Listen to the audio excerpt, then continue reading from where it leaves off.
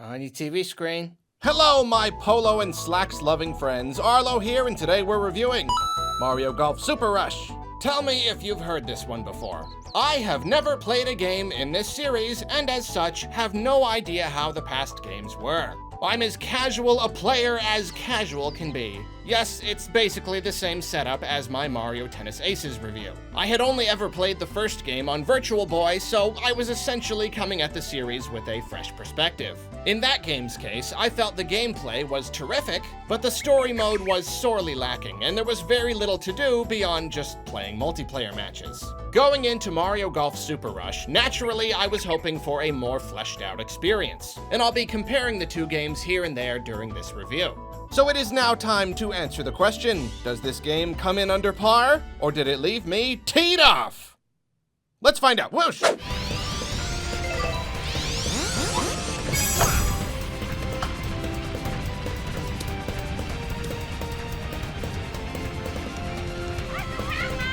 Before we cover anything else, let's get right to the real meat of the game, the golf.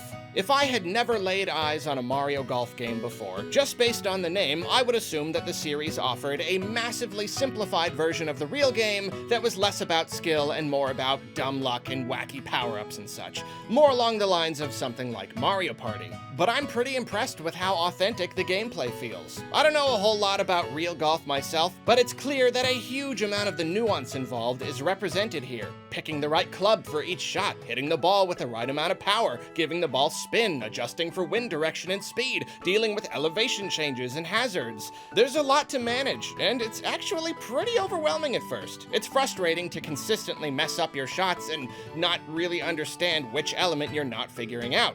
But it's also pretty darn satisfying when you get it right. Getting all your ducks in a row and pulling off an excellent shot can make you feel like a total pro. I'm also surprised and impressed by how faithful all the terminology is. They could have easily streamlined everything and come up with simple layman terms that even kids could understand immediately. But no, this really is golf. It's not a hit, it's a stroke. It's not a sand pit, it's a bunker. The ball doesn't fly then roll, it carries then runs. It's not the grass and the long grass, it's the green and the fairway and the rough and the short rough, etc. I mean, the game's got a huge glossary of terms it uses for any number of concepts. It's another thing that can be a little overwhelming at first, but feels great to get a handle on.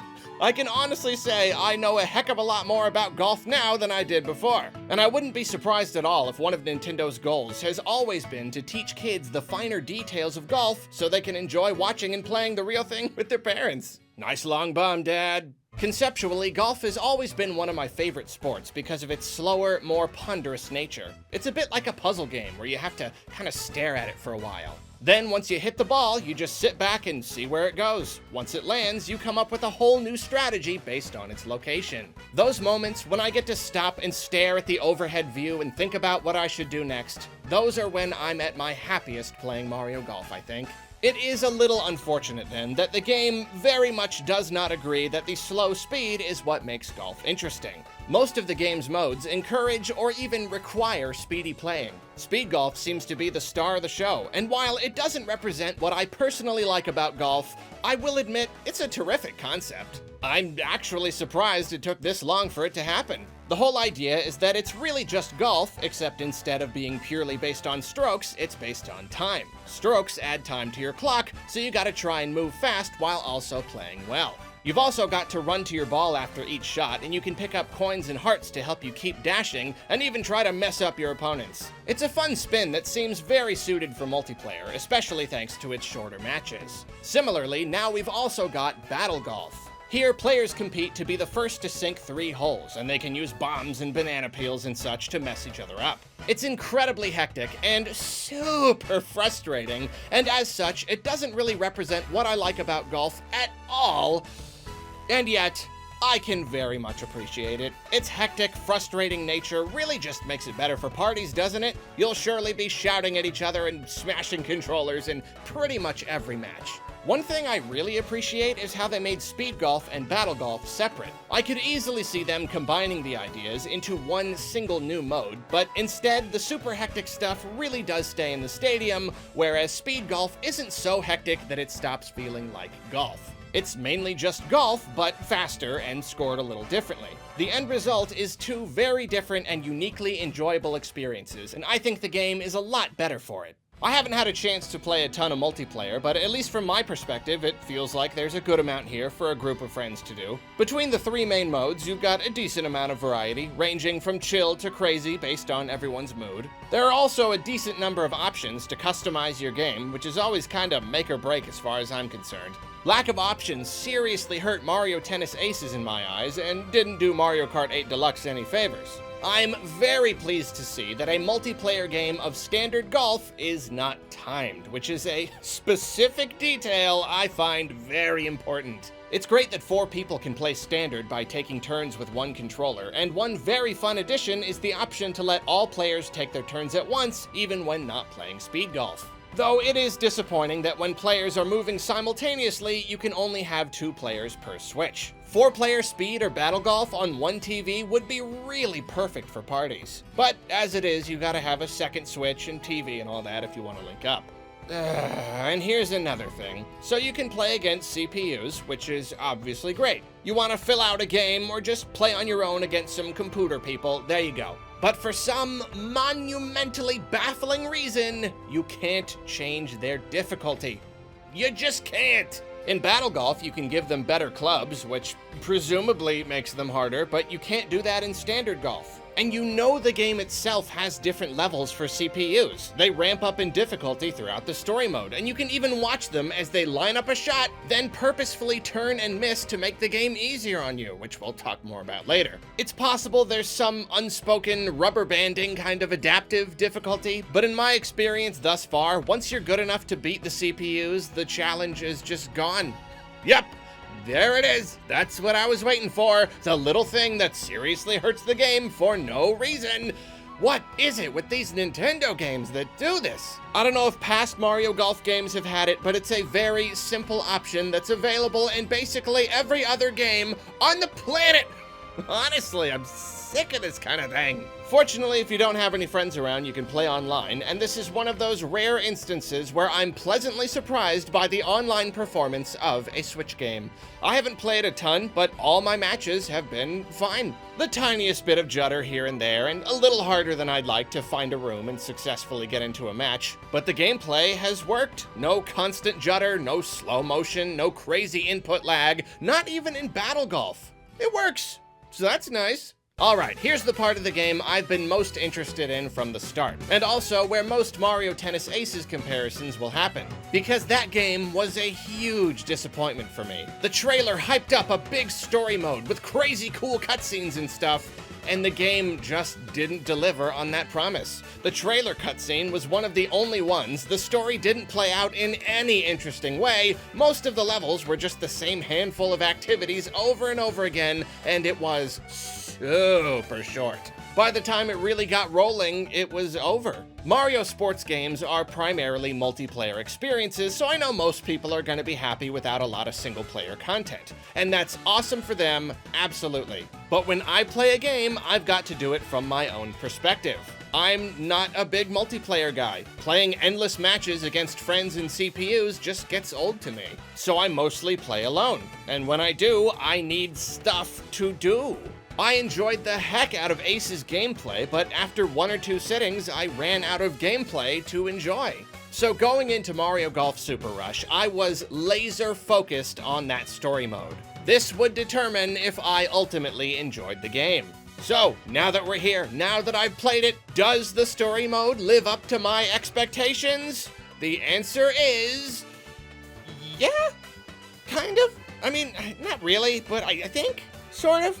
Okay, well, let's just get into it. On paper, story mode is great, and it gets off to a great start. You're a rookie, setting off on a golf adventure in a very golf-centric part of the Mushroom Kingdom with 3 other rookies. And this is the stuff I love. Your rivals are Toadette, a Charge and Chuck, and a Boo. The house you stay in is managed by Birdo, and you've got a bed you can sleep in between events. You're in a town filled with tons of NPCs to talk to. This place has a rich golf history, and everyone offers insight and advice. It's that feel I always crave. It's that sense of place, it's characters, it's some sort of story progression. There are a handful of areas in the game, and each one is very distinct visually, and they're all linked together so you progress through them on foot as you earn new badges and such. Most importantly though, each place forces you to play golf on different terrain and with different twists. It's a lot of fun having to adapt to each different style. As far as the overall concept goes, story mode is a good time. If I had to sum up all my feelings in one single word, it would be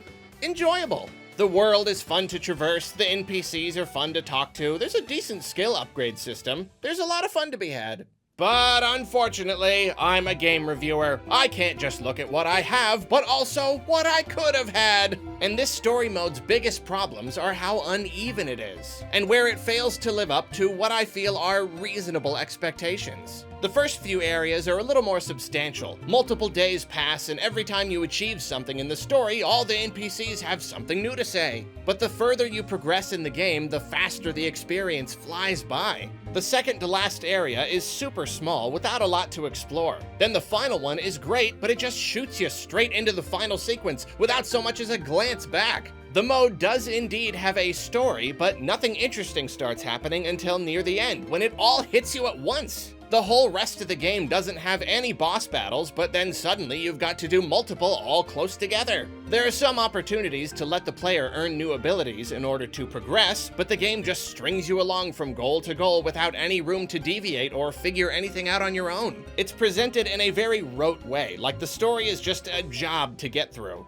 Then before you know it, the story is over. And as far as I can tell, there's no post-game. The ending sequence is pretty cool, but once you beat it, you're just kinda done. The beginning of the story just sets up such a great adventure, but it never lives up to the greatness it hints at. One of my biggest disappointments was learning that once you move past an area, there's no real reason to return to it later unless there's some quick little story thing you gotta get done. Apart from a handful of optional training challenges, once you do the training course, then the full event, it's time to move on. It just feels like so much could have been done in each area. There were so many other cool challenges they could have cooked up, so many other ways to play with concepts they created. I mean, gosh, the opening area is so fleshed out that I assumed it would act as my home base. You've literally got a room you can sleep in. But no, you never need to come back after a certain point, and in fact, after a while, the game just does away with the concept of needing a place to sleep.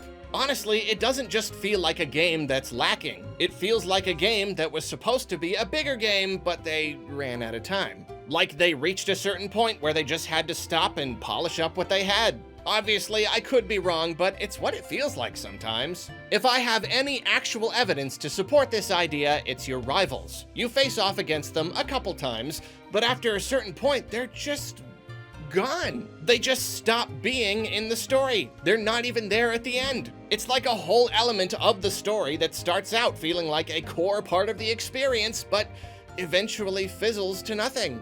I don't get it. When I compare this story mode to the one in Mario Tennis Aces, I want to say that I did have more fun with this one. It's got a good number of elements that left me feeling like I had a better time. But I do have to admit that a lot of that stuff was kind of filler, and the weird pacing did throw things off. The Aces story was way too short and just recycled the same tasks over and over again, but those tasks were decently fun, and the boss battles were way better and way more consistently paced throughout. So you could say it was at least a more consistent and condensed experience. In the end, I'll still say that I had more fun with Super Rush, and yeah, I'll admit, maybe it was because of the silly filler stuff between matches. But hey, I am what I am. I like more story. I like an adventure I can't just burn through in one afternoon. It's just such a bummer that this story mode wasn't given a little more time in the oven. It was on the cusp of being something really great. Before I wrap up the story talk though, I do have one more specific complaint. Most of the areas expose you to concepts you can experience outside of the story mode. The courses, the different conditions and hazards, speed golf, that kind of stuff. But the second area has you playing cross-country golf, where the terrain is super rough and you've got to plot your own course to land a bunch of different holes all within the stroke limit. This can be really hard, even borderline unfair, but for some reason, it's easily my favorite part of the game. And it's the one concept that's not available outside of the story mode. You just can't play it anywhere else. Other modes remove what I like about golf, but this mode, apart from the annoying time limit for each stroke, actually enhances what I love. It's that ponderous, puzzly thing, only with even more emphasis on planning and strategy. But once you play it the once, that's it. Am I missing something here? Why isn't it on the main menu? Why can't I play any more cross-country golf? It's super annoying. Hopefully we get it in an update or something. And finally, we come to the game's presentation and whatnot. Mario Golf Super Rush looks pretty nice. Character models have got that same kind of smooth, pleasant quality that we've come to expect from these games. It's a little easier to see the seams, but that's probably just because they're playing golf, so they spend less time doing crazy moves and more time slowly lining up putts and stuff. The environments aren't mind-blowing, and I think the Switch can do better, but everything is pleasant. I do love the different themes and courses and whatnot. The story mode locations stand out. They look pretty darn nice, and the NPCs all look great. One issue is how the game renders things more simply when they're far from the camera. This is a common thing that's meant to save on processing power, and when done properly, you won't notice it too much. But when the camera is panning over a course, it takes way too long for the landscape to change from blocky to smooth. The process is very visible, and it looks pretty darn bad. Another element that looks outright bad is watching other players. When you're playing and warping between locations with your ball, it makes sense. But perhaps inevitably, as a result of the new simultaneous play concept, you have to see other people doing the same thing. This means that characters are just sorta janking all over the place, which is not fun to watch. Then when you're done with a hole, you have to watch from their points of view, which is fine for other players, but as I mentioned earlier, the CPUs play horribly. The game literally forces you to watch as they line up shots, then purposefully mess them up. It seems like a little detail, but combined with the jankiness, it does work to bring down the quality of the visual experience. It's just kind of awkward, and you have to spend so much of your time watching it.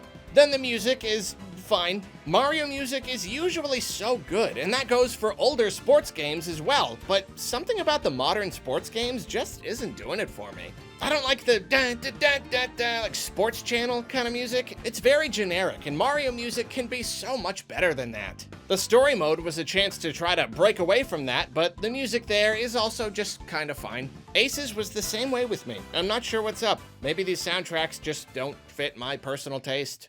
Mario Golf Super Rush, my very first Mario Golf game, isn't quite what I expected. I didn't expect the actual golf to feel so authentic. And honestly, I expected more Mario zaniness. I thought each character would have more unique special moves to pit against each other. I thought there would be more weird rules to follow and impossible hazards to work around. I mean, the special shots are all just slight variations on the same basic idea, and there are only a handful that the characters all share. The zaniness levels here are actually quite low. But at the same time, maybe too much of that stuff would imbalance the game and turn it into something that's barely golf anymore. As it is, it's mostly golf.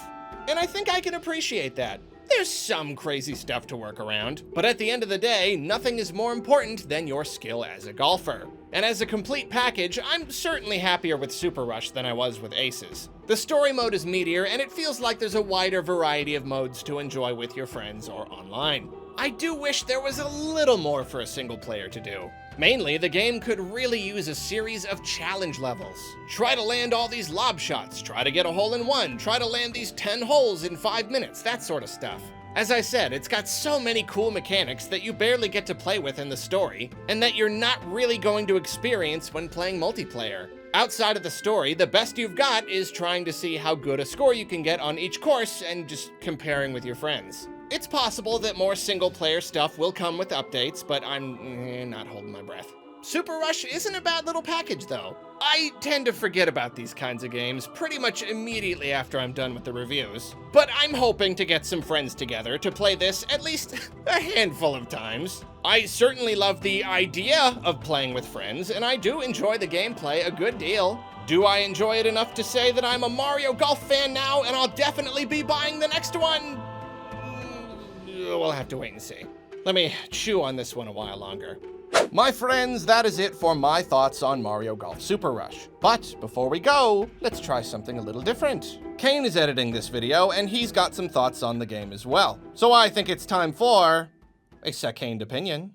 Hey everyone, I'm Kane, the editor, and this is Second Opinion. That's the name we're going with, I think. I'm in the process of moving out, that's why there are boxes around me, and there is a massive heat wave, and we don't have AC in the UK, so that's why there is massive sweat on me. Let's talk about the game. I really like this game. I understand that it's very light on content, and I'm sure it won't take too much longer for the novelty of the game to wear off on me, and I'll realise, oh, there's nothing left. I've done everything that you can do 12 times over now. I hope some of the updates coming up will resolve that. They might not. Probably just add, I don't know, Petey Piranha or something, realistically, and that'll be it. But just the fundamentals of the game, the way the game feels. As Arlo said earlier in this video, it does feel really satisfying when you feel like you get everything worked out and it all clicks in your mind and you just know what you're doing. It's a good game to just kind of, I don't know, turn off to and just shoot some holes. That's a golf term. Shooting holes. I've played the game for about 20 hours now because I've been playing it almost every day with friends and just story mode and all that stuff. And I'm still not very good at it. I'm not good at it at all. The tutorials in the game seem like they're trying to convince me that there is some kind of method to it, some kind of strategy. I feel like it's just a lot of guesswork. It's just trial and error.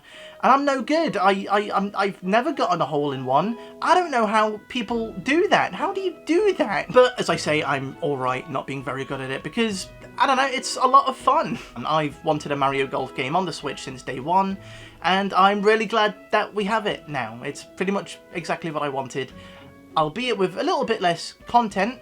Again, maybe that'll solve itself. We'll see. One thing that I definitely want to bring up, and Arlo kind of talked about this a little bit earlier on, the game definitely goes for its own angle, kind of foregoing the way golf is typically played by being a lot faster than you would usually expect. It's a lot more malicious than typical golf. This is by far the most malicious golf game I've ever played in my life. You know, I too, like Arlo, I like golf for being very tranquil, very serene, very kind of relaxing. It's the most relaxing sport. I always like playing golf when I played Wii Sports because it's very chill. It's very nice, you know? Mario Golf, or at least, you know, Speed Golf at the I do really like Speed Golf, by the way. Speed Golf is very fun, and this is not a complaint about Speed Golf. But it's so malicious. It's so competitive. You know, the game really encourages you to run into other characters and knock them out. And, you know, if you run past their golf ball while on the way to your golf ball, the game kind of encourages you to kind of, you know, kind of make a little bit of a detour so you can kind of kick their golf ball, you know, get into that sandpit, get out of my way, I don't want you beating me. It's really nasty. It's genuinely, like, bullying. You really have to bully the other contestants, you know, kicking their ball out of the way, knocking them out.